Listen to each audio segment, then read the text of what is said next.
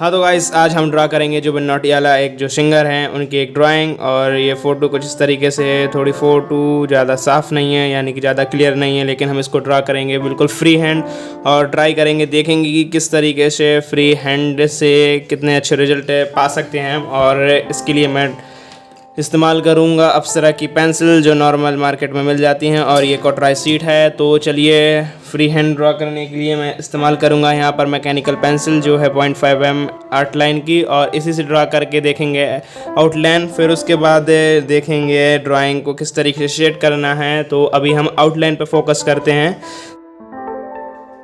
देखिए, आउटलाइन पे बात करने से पहले हमें समझना पड़ेगा आउटलाइन और शेडिंग क्या होते हैं। तो आउटलाइन और शेडिंग में क्या है कि ये एक ही सिक्के के दो पहलू हैं। जैसे कि अगर हम पूरा आउटलाइन कंप्लीट कर लें और उसमें शेडिंग नहीं करें तो आप 3D इफेक्ट में पोर्ट्रेट नहीं बना सकते हैं। उसी प्रकार से अगर आपने सही ढंग से आउटलाइन नहीं बनाया है और शेडिंग काफ़ी अच्छे से किया है तो वो फेस पूरे तरीके से मैच नहीं होगा। तो यहाँ पर दोनों का कॉम्बिनेशन होना बहुत ज़रूरी है। जैसे कि मैं यहाँ पर स्टार्ट कर रहा हूँ आई से, क्योंकि मैं फ्री हैंड ड्रा कर रहा हूँ। तो यहाँ पर आप मेजरमेंट का भी इस्तेमाल नहीं कर सकते हैं, यहाँ पर प्लस मेथड होता है उसका भी इस्तेमाल नहीं कर सकते हैं। तो यहाँ पर सिंपली मैंने एक साइज में फ़ोटो को सेट कर लिया है और फ़ोटो को लॉक कर लिया है, यानी कि अब फ़ोटो ना मेरी बड़ी हो सकती है ना छोटी हो सकती है। तो मैंने उसी साइज में फ़ोटो को लॉक किया हुआ है और उसी को देख देख कर मैं यहाँ पर ड्रा करूँगा। तो सबसे पहले मैं आई से ही स्टार्ट करता हूँ, क्योंकि काफ़ी ज़्यादा कई आर्टिस्ट भी आई से स्टार्ट करते हैं।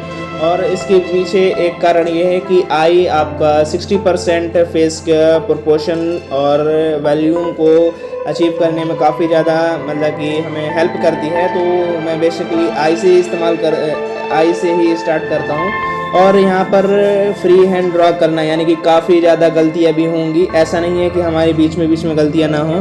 तो यहाँ पर हमें गलतियों को सुधारते जाना है, ऐसा नहीं है कि आपसे गलती नहीं होगी। फ्री हैंड जब मैंने शुरुआत में स्टार्ट किया था, जैसे मैं फ्री हैंड बनाया करता था तो मेरे कई जगह गलती होती हैं। मैं आज भी अपनी ड्राइंग को जैसे पिछली रखी होती है तो देखता हूँ तो उनमें काफ़ी ज़्यादा गलतियाँ हैं, और मुझे अब पता चल रहा है कि हाँ वो गलतियाँ हैं। अगर मैं उस टाइम उनमें ध्यान देता तो शायद उसी टाइम से काफ़ी अच्छी फ्री हैंड बनने लगती है। लेकिन अभी भी मेरे से कई गलतियाँ होती हैं और इसे बनाने में भी मुझे कई बार गलतियों का सामना करना पड़ा, जिसे मैंने इरेजर से इरेज कर वापस से बनाया है। तो यहाँ पर आउटलाइन बनाने के बाद भी जब आप आउटलाइन पूरा कंप्लीट कर लेंगे तो उसके बाद भी कई गलतियाँ होंगी। आपको उन गलतियों को पहचानना है, आपको खुद के लिए क्रिएटिव बनना पड़ेगा और उसको समझना पड़ेगा। यहाँ पर आउटलाइन और शेडिंग दोनों समझ लीजिए एक ही सिक्के के पहलू हैं। तो अगर आप आउटलाइन कंप्लीट कर लेते हैं और शेडिंग करने के बाद आपको लगता है कि हाँ थोड़ा सा गड़बड़ है, तो आप उस शेडिंग की हेल्प से उस आउटलाइन को दोबारा सही करिए। तो फ्री हैंड ड्राइंग में आपको सिर्फ ना आउटलाइन अकेले हेल्प नहीं करेगा, आपको शेडिंग को भी थोड़ा थोड़ा लेके चलना पड़ेगा। जैसे कि यहाँ पर मैं थोड़ा थोड़ा शेड भी करता जा रहा हूँ बीच बीच में, जहाँ मुझे लग रहा है कि हाँ अगर मेरे से कोई गलती हो रही है तो मैं वहाँ पर थोड़ा सा शेडिंग कर देता हूँ। तो शेडिंग करने के बाद क्या होता है कि आपको थोड़ा बहुत अंदाज़ा ज़रूर हो जाएगा कि हाँ वो चीज़ गलत हो गई है, तो आप वहाँ से सही कर सकते हैं। तो यहाँ पर आउटलाइन बनाना मेरे लिए काफ़ी कठिन था, क्योंकि जो फेस था वो थोड़ा साइड व्यू में था और ये इस फेस को पूरे पेज में लाना, उसको कंपोज करना, बैलेंस बना के रखना, तो इस टाइप में प्रोपोर्शन में थोड़ी सी दिक्कत होती है, लेकिन इतना भी कठिन नहीं है ये। और आपको इस इमेज की लिंक डिस्क्रिप्शन में मिल जाएगी। ये मुझे इंस्टाग्राम में किसी ने रिक्वेस्ट दिया था तो उसी के बेस पर मैं बना रहा हूँ। और मैं चाहता था कि मैं सिर्फ बनाऊँ ना, आपको सिर्फ कुछ बहुत सिखा सकूँ।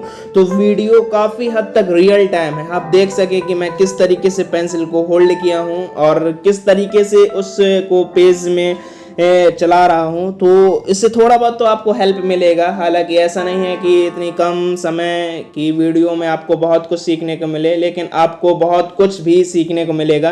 पूरी चीज़ तो नहीं सीख सकते कि मुझे मालूम है कि इतने कम समय में एक वीडियो से आप ज़्यादा कुछ नहीं सीख सकते हैं, लेकिन आपको ये सबकॉन्शियस माइंड में ज़रूर हेल्प करेगा। तो आपको सीखना चाहिए और देखनी चाहिए वीडियो, क्योंकि मैं नहीं चाहता था कि आप फुल टाइम वीडियो को बिल्कुल टाइम लैप्स कर दिया जाए और बिल्कुल भी उसको जल्दी से जल्दी दिखा के कोई फ़ायदा नहीं समझ में आ रहा है मुझे। मैं क्योंकि खुद देखता था तो मुझे लगता था कि हाँ थोड़ा वीडियो को तो थोड़ा समझ में आया, लेकिन यहाँ पर थोड़ा सा बोरियत ज़रूर लगती है वीडियो को देखने में, फुल जब रियल टाइम वीडियो होती है।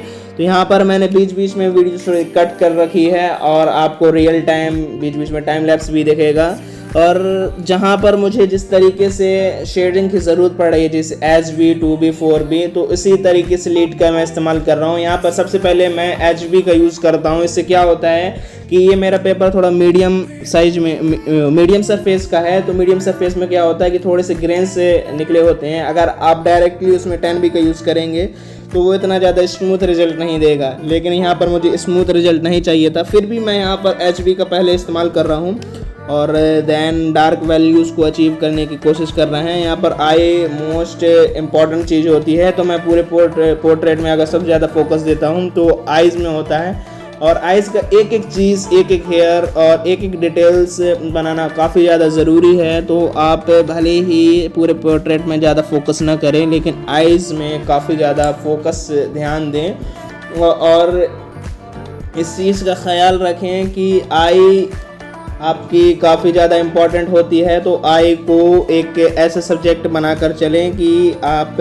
आई में अगर गलती करते हैं तो काफ़ी हद तक कई चीज़ों में गलती हो जाती है। और हमारी कई बार गलती क्या होती है कि हम आउटलाइन बना लेते हैं या शेडिंग कर लेते हैं, फिर उसके बाद दोनों चीज़ को कंपेयर नहीं करते, जो हमारा रेफरेंस इमेज होती है और ड्राइंग होती है, और उन चीज़ में हम कंपेयर नहीं करते हैं, जिससे हमें गलतियाँ का एहसास नहीं होता है कि हमने कहाँ पर गलती की है और कहाँ पर नहीं। और वो चीज़ हमें कोई दूसरा बताता है, जब कोई हमें दूसरा बताता है तो हमें काफ़ी ज़्यादा बुरा लगता है। ऐसे मेरे साथ भी कई बार हुआ कि मुझे कई लोगों ने बताया कि भाई ये चीज़ गलत है, वो चीज़ गलत है, तब मुझे लगता था अरे यार 4-5 घंटा बनाया मैंने और तू कह रहा है गलत है, मैं तो अभी शुरुआत कर रहा हूँ और मेरे से गलती होगी। तो कई बार मेरे साथ भी ऐसा हुआ और मुझे लगता था कि कोई क्यों मुझे गलती बताता है, लेकिन फिर मैंने कई आर्टिस्टों को देखा और उन्होंने बताया कि गलती सब में होती है और गलती ज़रूर होगी। ज़रूरी नहीं है कि आप बिगनर हो या फिर प्रोफेशनल हो गए हैं आपसे गलती ना हो।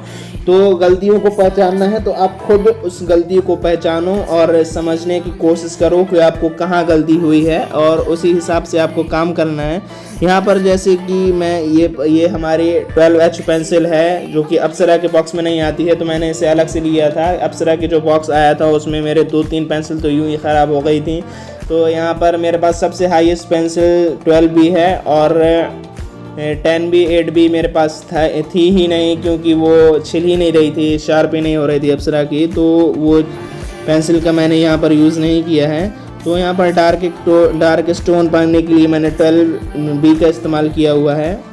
तो आप इस तरीके से शेड कर सकते हैं, बिल्कुल आराम से आपको शेड करना है, भले ही वो 12B हो, क्योंकि ग्रेड्स का मतलब यही है कि आप उस पेंसिल से डार्केस्ट वैल्यू पा सकते हैं। हम कई लोग क्या करते हैं कि काफ़ी ज़्यादा प्रेशर का इस्तेमाल करते हैं, जिससे क्या होता है ग्रेफाइट चमकने लगता है, वहाँ पर चमक पैदा होने लगती है। ग्रेफाइट का आप क्या है कि अगर आप HB 2B इस्तेमाल करते हैं तो देखेंगे उनमें चमक नहीं रहती है इतनी ज़्यादा, जितना हमारा 6B से स्टार्टिंग हो जाती है चमक। हम उनमें क्या करते हैं कि काफ़ी ज़्यादा प्रेशर का इस्तेमाल करते हैं, जिससे वहाँ पर चमक काफ़ी ज़्यादा पैदा हो जाती है और उस चीज़ को फिर आप एक्चुअली वो चीज़ क्या बन रहा है, अगर आप एक 45 डिग्री के एंगल में बैठे हुए हैं तो वो चीज़ नहीं दिखती है। तो मैं रिकमेंड करूँगा कि आप पहले वहाँ पर HB से शेड कर लें, HB 2B, और फिर उसके बाद धीरे धीरे डार्क पोर्शन का भी इस्तेमाल करें। यहाँ पर आई में ही थोड़ा बहुत देखिए आप कितना टाइम लग सकता है, तो उसी को मैंने यहाँ पर स्किप नहीं किया है, रियल टाइम रखा है। वीडियो थोड़ी बहुत लंबी है और काफ़ी लंबी हो सकती है वीडियो, तो आपसे एक रिक्वेस्ट है कि आप थोड़ा सा वीडियो ज़रूर देखें और आगे आपको टाइम लैप्स भी वीडियो देखेगी, तो थोड़ा सा भी बने रहिए मेरे साथ। और आपके ही साथ से मैं ये चैनल काफ़ी ऊपर ले जाने वाला हूँ, तो ज़रूर अपना सहयोग दिखाइए इस चैनल के साथ। हाँ तो गाइस अब बात करते हैं कि हम किस तरीके से सिंपल से तरीके से शेड कर सकते हैं। तो यहाँ पर मैंने पेंसिल को ट्राइपॉड ग्रिप में न पकड़कर इस तरीके से पकड़ा हुआ है कि उसकी पूरी टिप पेपर में आ जाए और वो पेपर में पूरे तरीके से पूरे सरफेस में टिप लगे।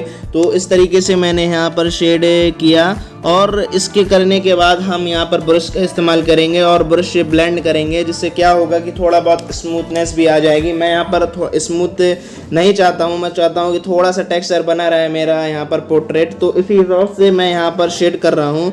और बिगिनर के हिसाब से ये काफ़ी अच्छा तरीका हो सकता है शेड करने का, क्योंकि इसमें ज़्यादा मेहनत भी नहीं लगती है और आप कम समय में काफ़ी बेहतर तरीके से शेड कर सकते हैं। बस आपको यहाँ पर समझना होगा पोर्ट्रेट में किस तरीके से डार्क एंड लाइट वैल्यूज़ हैं। वैल्यूज़ को समझकर आपको वॉल्यूम देना पड़ेगा और प्रोपोर्शन को बनाए रखते हुए आपको शेडिंग करनी पड़ेगी। तो यहाँ पर देखिए मैंने जो ब्रश से शेड किया तो थोड़ा बहुत ग्रेफाइट भी मेरा काफ़ी अच्छे से फैल चुका है और यहाँ पर इतनी ही चीज़ की ज़रूरत होगी। तो यहाँ पर मुझे जहाँ लगेगा कि मुझे जहाँ पर और डार्क पोर्शन में काम करना है तो मैं वहाँ पर दोबारा से उसको शेड करूँगा और इस तरीके से आप आसानी से शेड कर सकते हैं फेस के एरिया को। और जहाँ पर आपको लगे ज़्यादा डार्क है तो आप HB से स्टार्ट करेंगे, फिर उसको ब्रश करेंगे, ब्लेंड करेंगे, फिर उसके बाद 2B, फिर उसके बाद आप ब्लेंड कर सकते हैं, फिर 4B या फिर आप 6B, जो भी जितना डार्क एरिया है उस हिसाब से आपको वहाँ पर शेड करना है। चूँकि ये मेरा पेपर ही थोड़ा सा टेक्सचर है तो यहाँ पर मैं टेक्सचर का यूज़ करूँगा, तो कई जगह मैंने यहाँ पर ब्लेंडिंग का इस्तेमाल भी नहीं किया। अभी आगे आप देखेंगे कि किस तरीके से टेक्सचर बने हुए हैं, तो वो चीज़ मुझे काफ़ी ज़्यादा इम्प्रेस करती है कि टेक्सचर को बनाए रखना। फेस में थोड़ा सा क्या होता है कि फेस में थोड़ा सा स्मूथनेस ज़रूरी है, लेकिन मैंने बाकी जगह काफ़ी ज़्यादा टेक्सचर का इस्तेमाल किया है और इस ड्राइंग को मैंने आर्टिस्टिक व्यू से बनाया है और उसी का यूज़ किया है कि मैं भी थोड़ा सा इससे ड्राइंग से सीख सकूं और आप भी इस ड्राइंग से कुछ सीख सकें।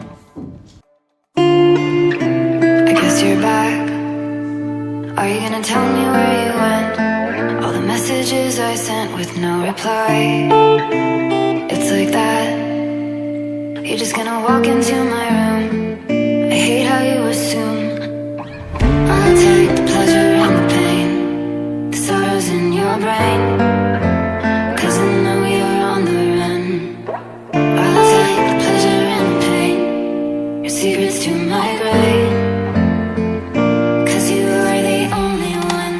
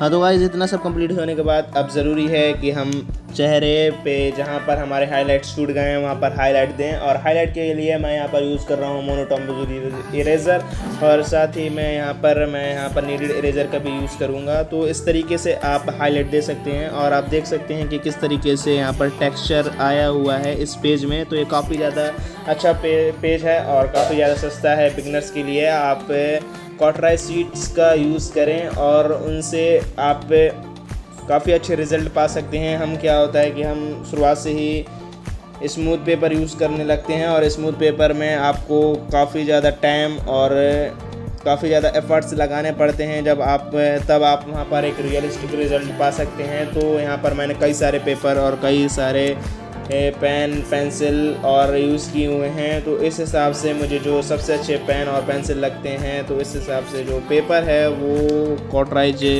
सीट काफ़ी ज़्यादा बेस्ट होती है। आप इसमें पेन का भी इस्तेमाल कर सकते हैं, पेंसिल का भी, और इवन आप चारकोल तो इसमें काफ़ी ज़्यादा अच्छे से यूज़ होता है, जो कि स्मूथ पेपर में चारकोल का यूज़ काफ़ी ज़्यादा बेकार होता है। तो कॉटराइज सीट में आप चारकोल का भी यूज़ कर सकते हैं, ग्रेफाइट चारकोल पेन, और आप इसमें वाटर कलर का भी यूज़ कर सकते हैं। तो इन सीटों का इस्तेमाल कर बिगिनर काफ़ी हद तक अपनी प्रैक्टिस को बना सकते हैं और एक रियलिस्टिक रिज़ल्ट पा सकते हैं।